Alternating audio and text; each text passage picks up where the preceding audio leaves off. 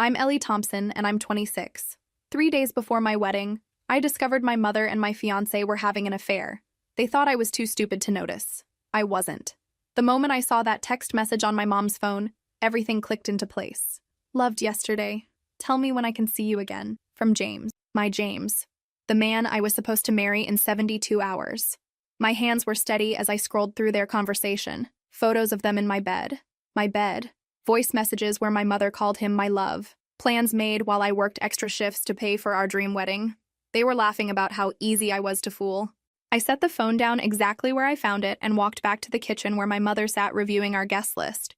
She looked up with that practiced smile that I now realized meant absolutely nothing. "Is the coffee ready, sweetheart?" "Almost," I said, my voice calm as glass. "Just need another minute." Inside my chest, my heart was breaking into 1,000 pieces. But my brain was already planning something that would make their betrayal look like child's play. Where are you watching from today? Drop your location in the comments below and hit that like and subscribe button if you've ever felt completely betrayed by the people you trusted most. You'll definitely want to stick around for what happened next. Let me backtrack and tell you how I ended up discovering the two people I loved most in the world were playing me for a fool. Because trust me, this story gets so much worse before it gets better. Growing up as Karen Thompson's daughter meant growing up smaller than I should have been. My mother had this talent for making everything I did seem wrong, dramatic, or just not quite good enough. When I got straight A's, she'd mention how my cousin Beth never had to study as hard. When I made varsity soccer, she'd sigh about how Beth was naturally athletic while I had to work so hard at everything. By the time I was 18, I'd learned that keeping my head down and avoiding conflict was easier than fighting for recognition that never came anyway. College was my escape plan, but even there, Mom found ways to remind me I was the family disappointment. She'd call during finals to tell me about Beth's latest promotion or some award she'd won. "I just think you could apply yourself more, Ellie. Beth has such natural confidence." Natural confidence. Right. What Beth had was parents who told her she was amazing every day of her life. But I thought all of that changed when I met James. James Morrison walked into my life during my senior year like he was sent by Central Casting to play perfect boyfriend. Tall, handsome in that all-American way, with a smile that made my professors pause mid-lecture when he walked into class late. He chose me. Out of all the girls on campus, he chose the quiet one who'd never felt chosen for anything. "You're different, Ellie," he told me on our third date, tucking a strand of hair behind my ear. "You're real, not like these other girls who are always performing." I fell so hard I'm surprised I didn't leave a crater. James had this way of making me feel special and invisible at the same time. He'd bring me coffee during my library shifts and study with me until closing time. But when his fraternity friends came around, I'd somehow become background noise. Not invisible exactly, just less important than whatever they were discussing. "You understand, right, babe?" he'd say after essentially ignoring me for 2 hours while his buddies planned some party I wouldn't be invited to. Guy time is important for bonding. I understood. I always understood. That was my specialty. When graduation came around, I was shocked when James suggested we move in together. Beth had been dating someone for 3 years and was still waiting for a ring, so this felt like winning some lottery I didn't even know I'd entered. "My mom is going to love you," James said as we packed up my dorm room. "She always said I needed someone who wouldn't compete with me for attention." At the time, I thought that was sweet. Now I know it was a warning. Meeting Karen was like meeting James's #1 fan and my harshest critic all rolled into one perfectly coiffed package. She assessed me like a show dog that might have potential, but probably needed extensive training. "So lovely to meet you, dear," she said, air kissing near my cheek. "James has told me so much about you. He says you're very practical." Practical. In Karen speak, that meant not exciting, but probably won't cause trouble. What I didn't realize then was that Karen had spent years feeling invisible in her own marriage, and James's attention made her feel young and desirable again. She'd always competed with me for any man's attention. Even my high school boyfriends got the full Karen charm treatment. I thought it was just her being friendly. Within 6 months of dating her son, my mother had somehow become James's biggest cheerleader and my most creative critic.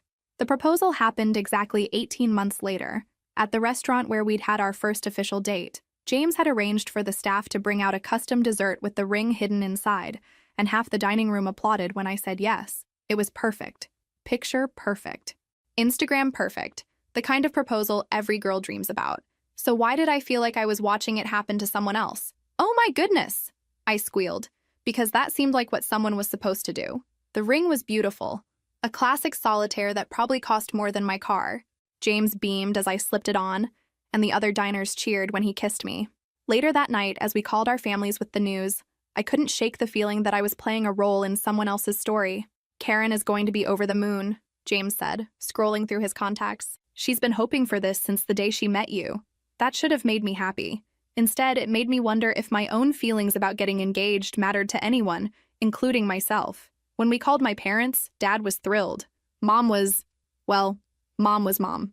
That's wonderful, sweetheart, she said, her voice carrying that particular tone that meant she was about to add a but. James is such a catch. You're lucky he's ready to settle down with someone like you.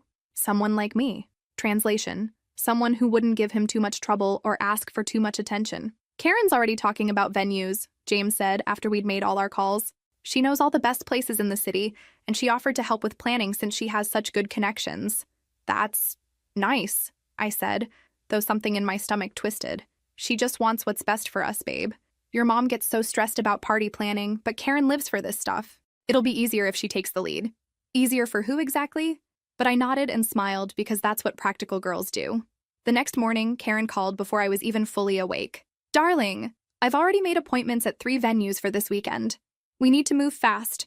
The good places book up 18 months in advance, and you'll want to get married next fall, won't you? Next fall? James and I hadn't discussed timing yet, but apparently Karen had. Sure, that sounds reasonable. Wonderful. I'll pick you up Saturday at 9.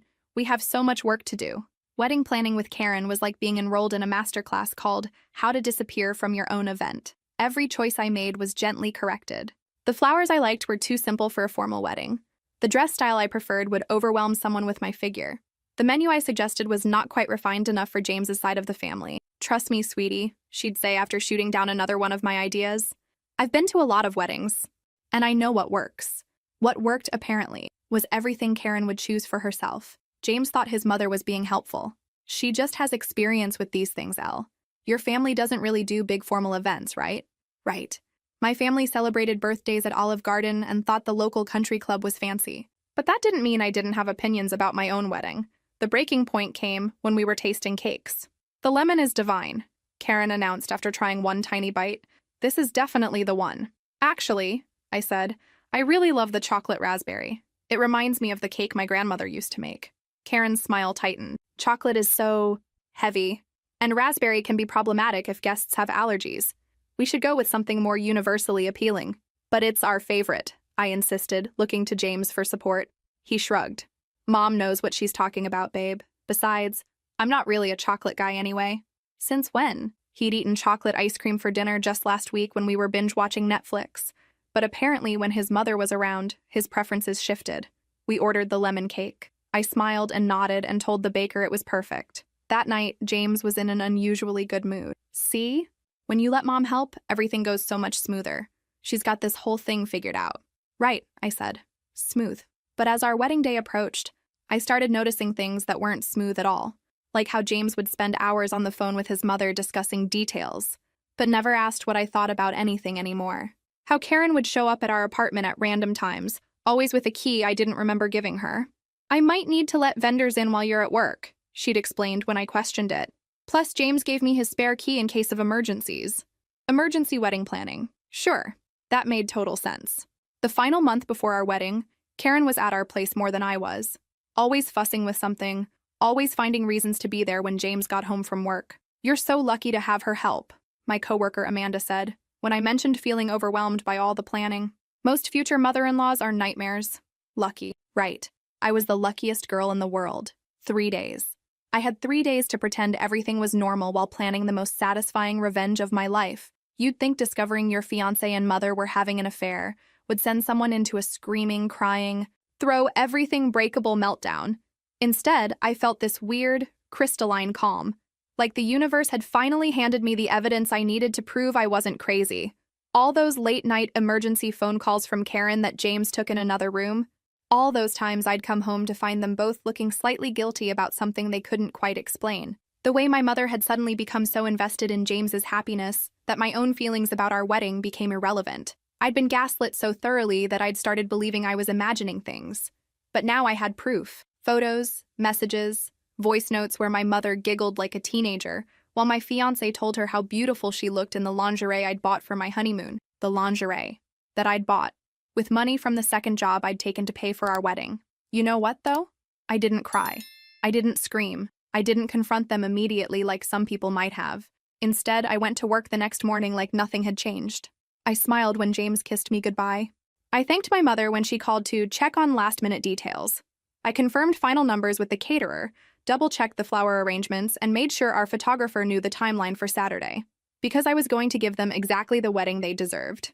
"You seem so calm," my maid of honor Jessica commented when we met for our final dress fitting Thursday afternoon. "Most brides are basket cases by now." "I'm just ready," I told her, which was absolutely true. The hardest part was acting normal around James. Wednesday night, he suggested we order pizza and watch a movie, something we used to do every week before wedding planning took over our lives. "Just like old times," he said, settling next to me on the couch with his arm around my shoulders. For a moment, I almost forgot about the betrayal. This was the James I'd fallen in love with. Relaxed, affectionate, making terrible jokes during commercial breaks. It would have been so easy to pretend I didn't know what I knew and just go through with everything. But then his phone buzzed with a text, and I watched his face light up as he read it. "Who is it?" I asked, though I already knew. "Just Mom confirming some stuff for Saturday. She's so excited." His thumb moved across the screen, typing a response that I was sure wasn't about flower arrangements. "I'm going to grab some water," I said, getting up from the couch. "You want anything?" "Nah, I'm good." From the kitchen, I could hear him typing another message, then another. By the time I came back, he'd put the phone away and was smiling at me like nothing had happened. "Ready for the big day?" he asked. "More than you know," I replied. And I meant every word. Saturday morning arrived gray and drizzly, which I decided was perfect weather for what was about to happen. I woke up in my childhood bedroom where I'd spent the night as part of some old tradition about the bride and groom not seeing each other before the ceremony. Karen had insisted on it, probably so she could spend the night at our apartment with James without raising suspicions. Even on my wedding morning, she was still playing games. Jessica knocked on my door at 7 a.m. sharp, armed with coffee and that aggressive kind of cheerfulness that bridesmaids think is required by law. "Today's the day," she sang, setting down a tray with pastries I was too nervous to eat. "How are you feeling? Excited? Nervous? Ready to marry the man of your dreams?" I looked at myself in my childhood mirror, the same one where I'd practiced smile after smile trying to figure out how to make my mother proud of me. Today, I was going to make myself proud instead. "I'm ready for everyone to see exactly who James and my mother really are," I said. Jessica laughed. "You're so funny. Come on, let's get you into that dress." The dress was beautiful. I'd actually gotten to pick this one myself, back when I'd foolishly thought my opinion mattered. It was simpler than what Karen would have chosen. Clean lines, elegant without being flashy. The kind of dress you wear when you want to be remembered for what you say, not what you're wearing. Perfect for what I had planned. By 10 a.m., my bridal suite was full of people fussing over hair and makeup and flowers. My phone kept buzzing with texts from James. Sweet messages about how excited he was to marry me, how he couldn't wait to see me at the altar, how much he loved me. Each message felt like another knife in my back, but I responded with heart emojis and promises about forever. Let him think I was the same naive girl who'd believed his lies for the past 2 years. At 11:30, the wedding coordinator knocked on our door. "Time to go, ladies. The groom and his groomsmen are already at the church, and guests are starting to arrive." I stood up, smoothing my dress and checking my reflection one final time. My hair was perfect. My makeup was flawless. I looked like the picture of a happy bride. But in my bouquet, hidden among the white roses and baby's breath, was a manila envelope containing printed screenshots of every message, every photo, every piece of evidence of their betrayal. "Ready?"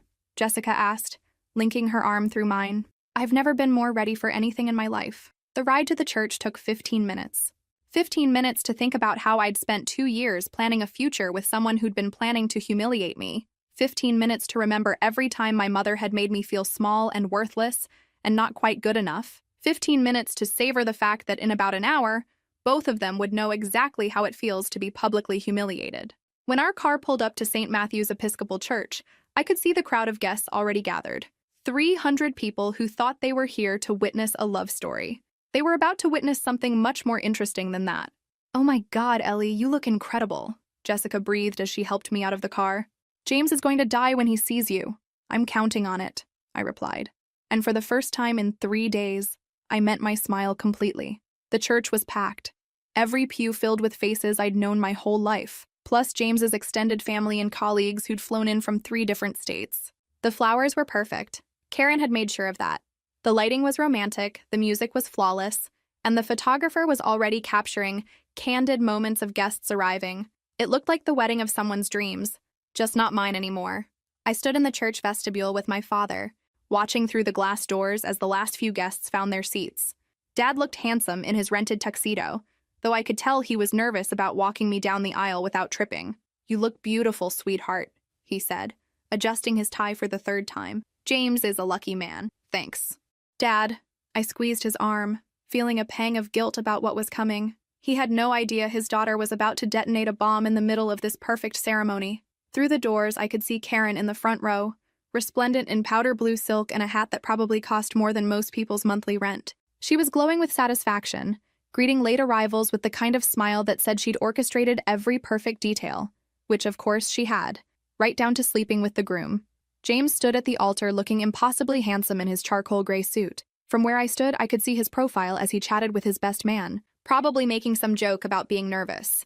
He kept glancing toward the back of the church, waiting for his first glimpse of his bride. His completely clueless bride, who was about to ruin his life in front of everyone he'd ever met. The wedding coordinator appeared at my elbow, clipboard in hand, and that slightly manic smile that meant we were officially on schedule. "Ready, Miss Thompson? The processional is about to begin." The first notes of the wedding march began to play, and I felt my heartbeat slow down rather than speed up. This was it. In about 5 minutes, I was going to do something that would change everything forever. Jessica and my other bridesmaids had already made their way down the aisle, each one beaming like they were walking toward their own happily ever after. The flower girl, James's 6-year-old niece, had scattered rose petals with the serious concentration of someone performing brain surgery. Now it was my turn. "Here we go," Dad whispered, offering me his arm. The doors opened, and 300 people rose to their feet. I could hear the collective intake of breath as they got their first look at the bride. Someone in the back whispered, "She looks gorgeous," and I almost laughed. If they thought I looked good now, wait until they heard my vows. We began the slow walk down the aisle, Dad's arm steady under mine. I kept my eyes focused on James, who was staring at me like I was the most beautiful thing he'd ever seen. His smile was so genuine, so full of love and anticipation, that for just a moment I almost felt sorry for him. Then I remembered the photos on my mother's phone, and the feeling passed. Halfway down the aisle, I made eye contact with Karen. She was dabbing at her eyes with a lace handkerchief, the picture of the emotional mother-in-law. When she saw me looking, she mouthed "beautiful" and gave me a thumbs up. The audacity was breathtaking, really. She'd spent the morning getting ready to watch her daughter marry the man she'd been sleeping with, and she was going to play the role of proud family member right until the very end. Well, the end was closer than she thought. Dad and I reached the altar, and James stepped forward to take my hand. His palm was slightly sweaty, and his smile was so wide I thought his face might crack. "You look incredible," he whispered as Dad kissed my cheek and took his seat next to my mother in the front row. "Thank you," I replied, my voice steady as steel. "You have no idea what's coming." He laughed softly, thinking I was making some cute joke about wedding surprises. Behind him, the minister opened his book and smiled at our gathered family and friends. "Dearly beloved, we are gathered here today to witness the union of James Morrison and Ellie Thompson in holy matrimony." The ceremony began exactly as we'd rehearsed it. Readings about love and commitment and promises that last forever. A prayer about the sacred bond of marriage and the importance of trust and honesty between husband and wife. I almost snorted at that part, but managed to keep my expression appropriately reverent. Finally, we reached the moment I'd been waiting for. The minister smiled at us both and opened to the page where we'd written our personal vows. "James, you may begin," he said, offering the microphone. James had spent weeks writing his vows, reading draft after draft to me while we lay in bed together. They were beautiful, full of promises about growing old together and being each other's best friend and never letting anything come between us. He was 3 sentences in when I held up my hand. "Excuse me," I said, my voice carrying clearly through the church's excellent acoustics. "I'd like to say something first." The minister looked confused but handed me the microphone. James smiled indulgently, probably thinking I wanted to add something romantic before he finished. Behind me, I could feel 300 people leaning forward slightly, expecting to hear some sweet addition to our ceremony. What do you think will happen next? Can you imagine standing up there, knowing what Ellie knows, with everyone you love watching? Leave your predictions in the comments below. I turned to face our guests, microphone in hand, and felt a calm I'd never experienced before settle over me like armor. "Thank you all for being here today," I began, my voice steady and clear. It means so much to have everyone we love gathered to celebrate this special moment. Murmurs of appreciation rippled through the church. Someone in James's family said, "Aw," audibly. Karen beamed from the front row, probably thinking I was about to deliver some touching speech about family and new beginnings. "I have to be honest with you all," I continued, taking a small step away from James, who was starting to look confused. "This isn't going exactly the way I planned. See, 3 days ago, I discovered something about my groom and my mother." I pulled the manila envelope from my bouquet, the white roses falling to the floor. The church went completely silent. "I found out they've been having an affair." The words hung in the air like smoke from an explosion. Gasps erupted from every corner. James's face went white, then red. He reached for the microphone, but I stepped back. "Ellie, stop this right now," the minister said, moving toward me, but I was already pulling out the first photograph. "This is insane," James said, his voice cracking. "You're having some kind of breakdown." I held up the photo so the front rows could see it clearly. James and Karen in our bed, both grinning at the camera.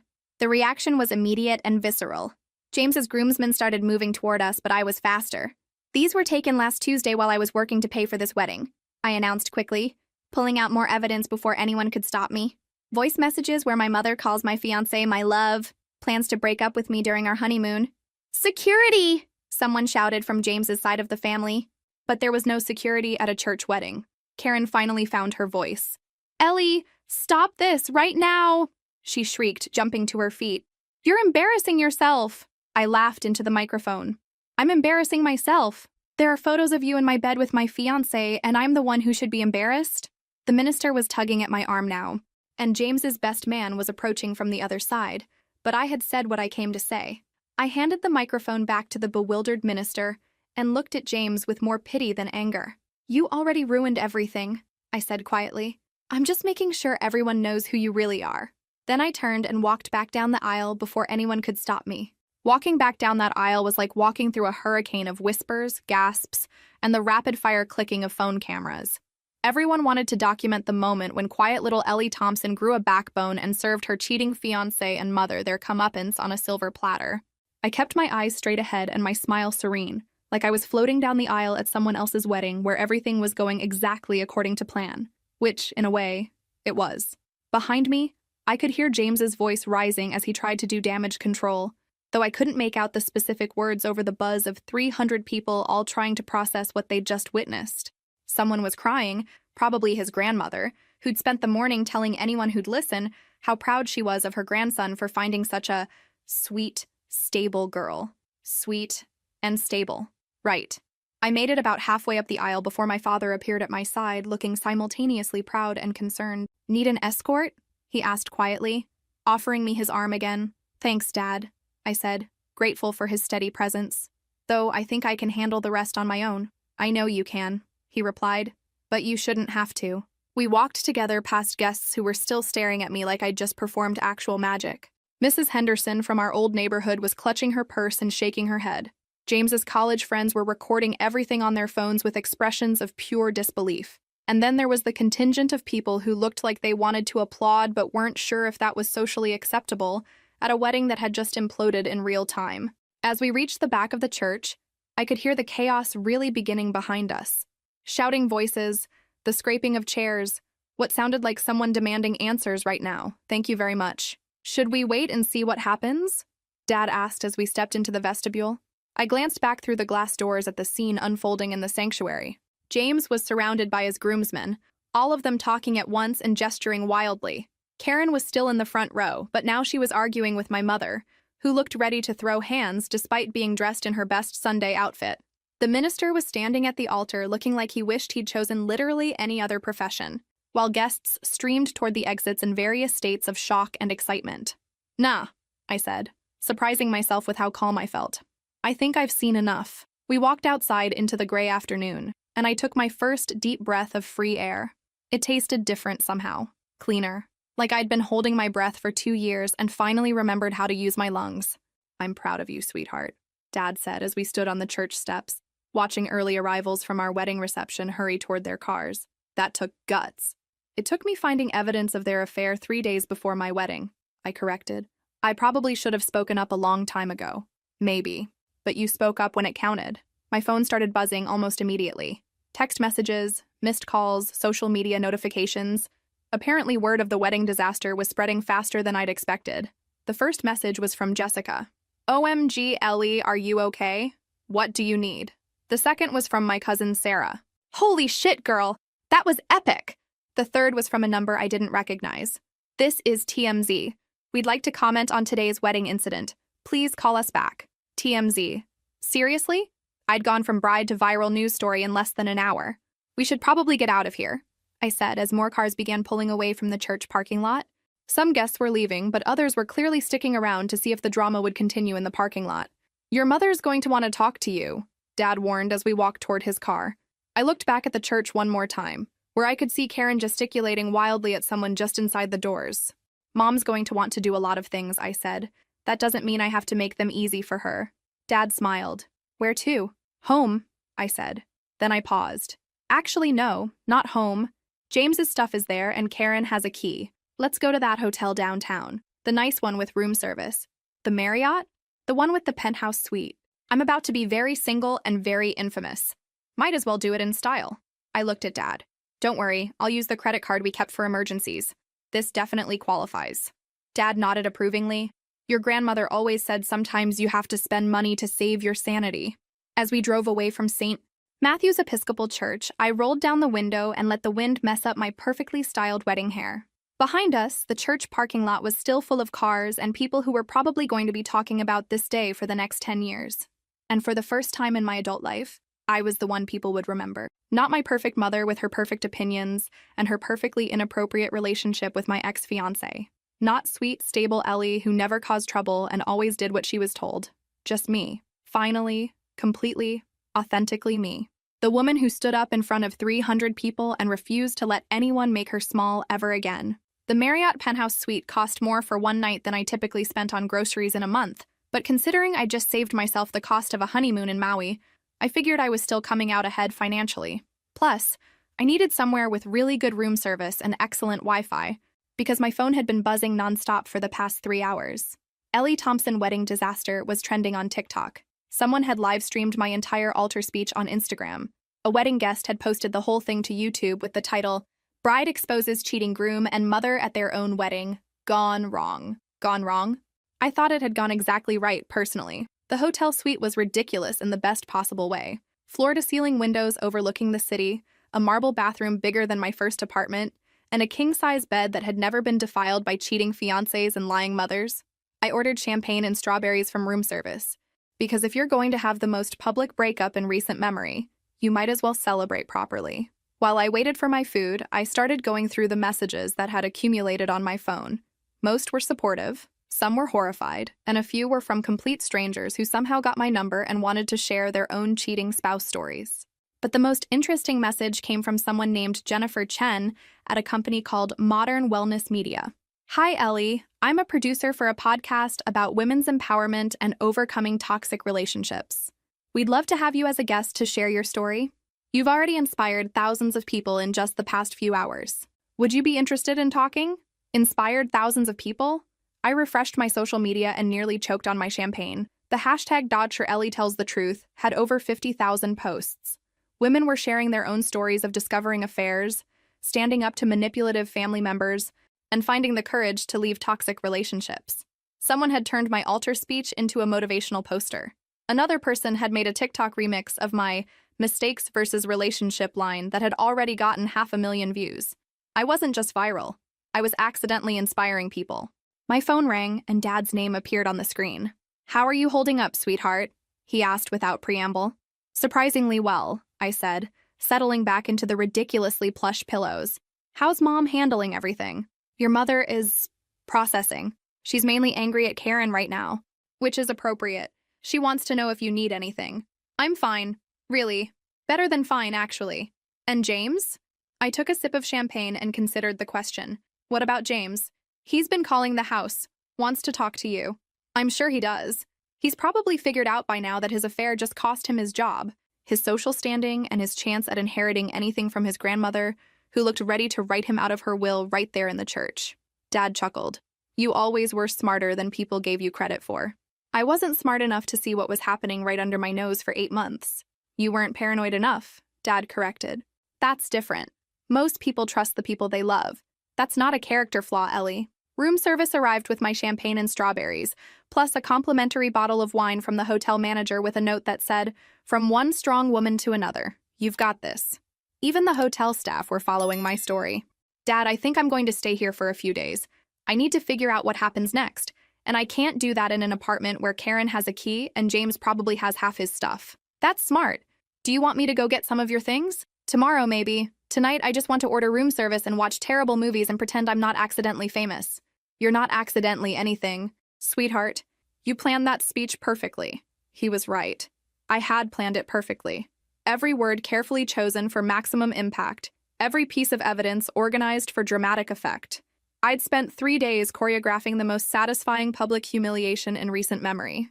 And it had worked exactly the way I'd hoped. After Dad hung up, I opened my laptop and did something I'd never done before. I Googled myself. Ellie Thompson Bride returned over 2 million search results. News articles, blog posts, reaction videos, think pieces about toxic family dynamics and the courage it takes to speak truth in public spaces. One article called me the hero we didn't know we needed. Another described my actions as a masterclass in standing up for yourself with dignity and grace. A third article from a women's empowerment blog was titled, "What Ellie Thompson Can Teach Us About Reclaiming Our Power." I'd gone from unknown bride to accidental feminist icon in less than 6 hours. My email was flooded with interview requests, speaking opportunities, and invitations to appear on podcasts and talk shows. Publishers wanted to know if I was interested in writing a book. A literary agent had sent a 3-page email about my remarkable story and its commercial potential. Commercial potential. I was now a brand. But the message that made me smile the most was from my college friend Amanda. "Saw your wedding video. About damn time you showed everyone who you really are. Call me when you're ready to figure out what comes next. I have ideas." Amanda worked for a nonprofit that helped women leave abusive relationships. She understood better than anyone what it took to walk away from people who were supposed to love you, but only knew how to control you. I closed the laptop, poured myself another glass of champagne, and looked out at the city lights spread below my ridiculous hotel suite. Tomorrow, I'd start figuring out how to build a life that was completely mine. Tonight, I was just going to enjoy being the woman who refused to be small anymore. By Monday morning, my story had reached every major news outlet in the country. Good Morning America wanted me for an interview.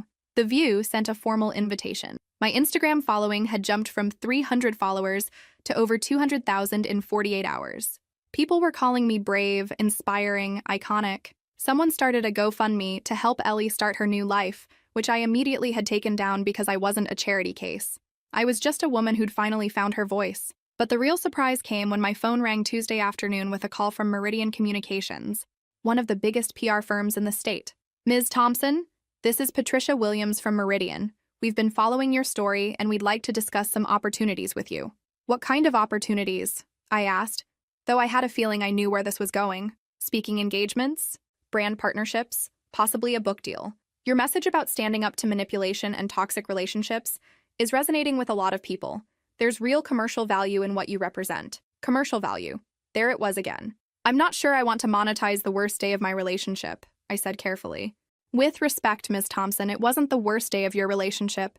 It was the first day of your new life. And there are thousands of women out there who need to hear how you found the courage to take that step." She had a point. My DMs were flooded with messages from women sharing their own stories of emotional manipulation, cheating partners, and toxic family members. They weren't just following my story for entertainment. They were looking for permission to make their own dramatic exits from situations that were slowly killing their spirits. "What exactly are you proposing?" I asked. "A 6-month contract. We'll handle your media bookings, speaking engagements, and brand partnerships. You focus on sharing your story and helping other women. We split the revenue 70-30. Your favor. 70-30. For 6 months of talking about the most painful experience of my life, I could potentially make more money than I'd ever seen at my marketing job." "I need to think about it," I said. "Of course, but Ellie, may I call you Ellie? You have something rare. You have a story that matters and the authenticity to tell it in a way that actually helps people. That's not something you can manufacture." After she hung up, I sat in my hotel room staring at my phone and thinking about authenticity. For 26 years, I'd been performing the role of the good daughter, the supportive girlfriend, the woman who never caused trouble. The person I'd been at that altar was the most authentic version of myself I'd ever shown the world. Maybe it was time to lean into that. My first speaking engagement was at a women's business conference in Chicago the following weekend. Patricia had booked it as a test run, 45 minutes talking about finding your voice in toxic relationships to 300 professional women. I was terrified. Just tell your story, Patricia coached me over the phone. Don't try to be motivational or inspirational. Just be honest about what happened and how you found the courage to act. The ballroom in Chicago was packed. 300 women in business suits and name tags, all staring at me like I might have the secret to transforming their lives. I told them about growing up small, about learning to make myself invisible to avoid conflict. I talked about the slow erosion of self-trust that happens when someone you love consistently makes you question your own reality. I described the moment when I found those text messages and realized I wasn't crazy. I was just dating a liar. But mostly I talked about the decision. That moment when you realize you can either accept being treated badly forever, or you can make a scene that changes everything. The hardest part, I said, looking out at those 300 faces, wasn't standing up at the altar. It was deciding that my dignity was worth more than their comfort, that my truth was more important than their lies. The standing ovation lasted 3 full minutes. Afterward, women lined up to talk to me, to share their own stories, to ask for advice, to tell me that my wedding disaster had given them permission to leave their own toxic situations. You saved my marriage, one woman told me. I saw your story and realized I'd been enabling my husband's emotional abuse for years. We're in therapy now, and for the first time, he's actually listening. You helped me leave my job, said another. I've been working for a boss who humiliates me daily, and I kept telling myself it was just business. But watching you stand up to your fiancé made me realize I don't have to accept being treated like garbage anywhere. By the time I flew home from Chicago, I'd made more money in one weekend than I'd made in 3 months at my old job. But more importantly, I'd found something I didn't know I was looking for, a purpose that was entirely my own. Patricia was right. I did have something rare. Not just a viral story, but the ability to help other people find their own voices by showing them mine. 2 weeks later, I signed the contract with Meridian Communications. 6 months of speaking engagements, media appearances, and brand partnerships that aligned with my message about empowerment and authenticity. I wasn't going to be famous forever. Viral stories have short shelf lives. But while I had the platform, I was going to use it to help other women stop making themselves small, starting with the woman in the mirror, who'd finally learned that being difficult was better than being invisible. 6 months later, I was sitting in my new apartment, a 1-bedroom place in the Arts District that I'd furnished entirely according to my own taste, without input from anyone who thought they knew better than I did, when my phone rang with news that changed everything. Ellie, it's Patricia. Are you sitting down? Should I be? HarperCollins wants to offer you a book deal. 5 figures for a memoir about toxic relationships and finding your voice. It's not huge money, but it's a real publisher with real distribution. They're calling it Standing at the Altar, a woman's guide to choosing herself. I looked around my apartment at the life I'd built in 6 months of refusing to be anyone other than myself. The walls were painted the deep teal color I'd always loved but never dared to use. My bookshelves held novels I'd chosen because I enjoyed them, not because they made me look smart or sophisticated. The kitchen counter displayed a coffee maker that made exactly the kind of coffee I liked, not what someone else preferred. A book deal, I repeated.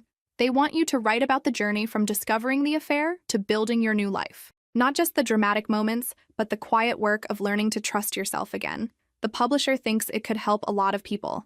Through my window, I could see the coffee shop where I'd started meeting with other women who'd left toxic situations. It had begun as informal conversations. Women who'd heard me speak and wanted to keep talking about the messy, complicated work of rebuilding your life after you stop accepting crumbs. Now it was a weekly gathering that sometimes filled the entire back room, women supporting other women through divorces, career changes, family estrangements, and the 1,000 small acts of courage it takes to choose yourself over everyone else's expectations. There's something else, Patricia continued. The publisher wants to know if you'd be interested in a follow-up book about helping other women find their voices, based on your work with the support groups. I thought about the woman who'd approached me after my speech last week, a 35-year-old mother who'd been financially supporting her adult siblings for years, while her own children went without new clothes. She'd been carrying the weight of everyone else's problems for so long that she'd forgotten she was allowed to have needs of her own. I'm interested, I said. Both books, but I have conditions. Name them. I want part of the proceeds to go toward funding support groups for women leaving toxic relationships. Real support, legal aid, therapy, job training, whatever they need to build independent lives. I'm sure we can work that out. And I want to be very clear that this isn't a revenge story. It's not about getting back at people who hurt you. It's about learning that you're worth more than whatever scraps of love other people are willing to give you. because that was the truth I'd learned in the 6 months since my wedding day. James and Karen had done me a favor, in their own twisted way. They'd forced me to choose between accepting their lies or standing up for my own reality. I'd chosen myself, finally, completely, without apology. The book deal would give me some financial stability to do this work part-time. The speaking engagements had been modestly successful, bringing in enough to supplement my income, but they were still building. Books lasted longer, though. Books could reach women who would never attend a conference or follow my social media, but who might pick up something called standing at the altar during a particularly dark moment and realize they weren't alone. One more thing, I said to Patricia. I want to dedicate the book to my father. Any particular reason? He's the one who taught me that being proud of someone means supporting their choices, even when you don't understand them, even when those choices cause a scene at a wedding. After Patricia hung up, I called Dad to tell him about the book deal. I'm proud of you, sweetheart, he said, and I could hear the smile in his voice. Not because you're writing a book or making money or any of that. I'm proud because you're happy. He was right. I was happy. Not the desperate, performative happiness I'd felt when I was trying to be who other people wanted me to be, but the quiet satisfaction that comes from building a life that actually belongs to you. If this story resonated with you, make sure to like and subscribe for more stories about women who chose themselves over everyone else's expectations. Because sometimes the best thing you can do for the people you love is show them what it looks like to refuse to be small. My name is Ellie Thompson, and 6 months ago, I was about to marry a man who was sleeping with my mother. Today, I'm an author with a book deal who helps women find their voices and leave toxic situations. The woman I became at that altar wasn't a character I was playing. She was who I'd always been underneath all the people-pleasing and conflict avoidance. She was just waiting for the right moment to introduce herself to the world. And trust me, it was worth the wait.